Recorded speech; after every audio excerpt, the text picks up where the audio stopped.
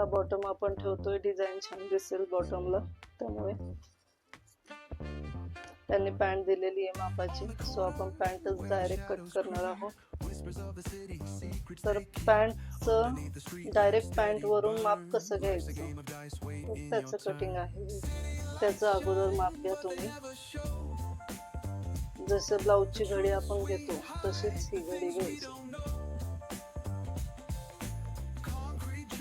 16 inch.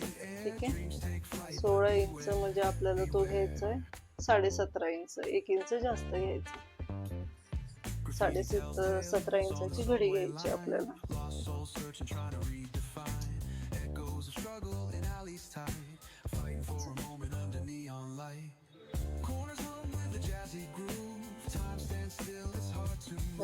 बघू शकतो 17.5 आपले बरोबर इथे येत आहेत. 17.5 इथे आल्यानंतर आपली हाईट काय येते, पॅन्टच डायरेक्ट ठेवून घ्यायची याच्या अंगावर.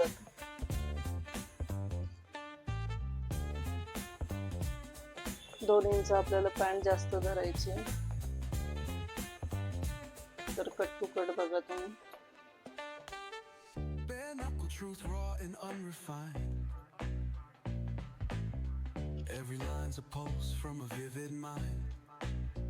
इथे आपल्याला जास्तीच ठेवायचं, इथे काहीच करायचं नाही आपल्याला. आपण साइड साइडने च्या गोष्टी करून घेणार आहोत.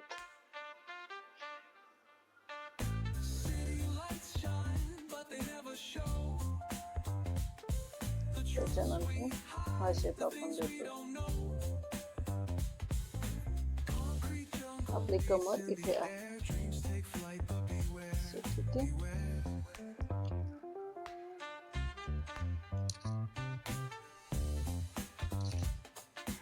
इथे आपली कंबर येते आणि नंतर आपण 1.5 इंच इकडे जास्त घेणार आहोत. कमरची बाजू, बॅकची बाजू कधी पण 1.5 ते 2 इंच जास्तच असते. तुम्हाला तर माहितीच आहे, सीटच्या आपल्या घेरमुळे ती बाजू जास्तच असते सगळ्यांची.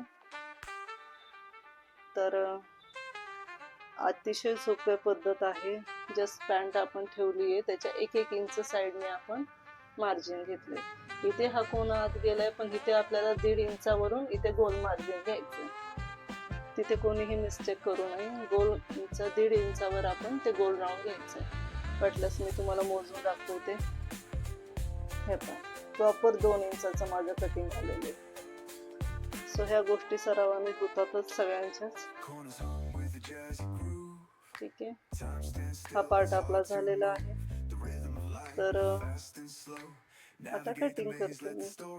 कटिंग मी इथे डायरेक्ट तिरकच घेणार आहे, नंतर मी ते तुम्हाला दाखवते कसं करते ते. Urban poets in the court of kings, street symphonies when the corner sings. City lights shine, but they never show the truths we hide. आणि हे जे आहे ते नंतर मी कट करणार आहे. ते कशा पद्धतीने कट करणार आहे, इकडची सरळ बाजू आणि इकडची सरळ बाजू, म्हणजे एक फ्रंट असणारे आणि ही बॅक असणारे. तर मी ही आता आपल्याला जुळलं सगळं.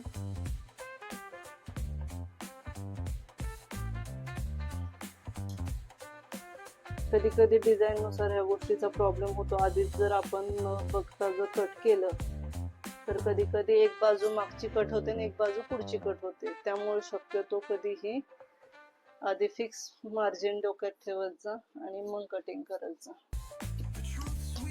सो आपलं हे झालेलं आहे कटिंग आता 3.5 इंच.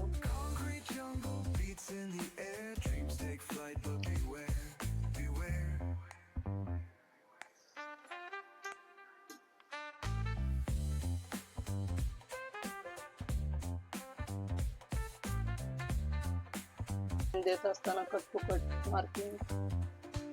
मार्किंगच मध्ये कापड कापून चालत नाही. तर हे आपलं कापड झालेलं आहे.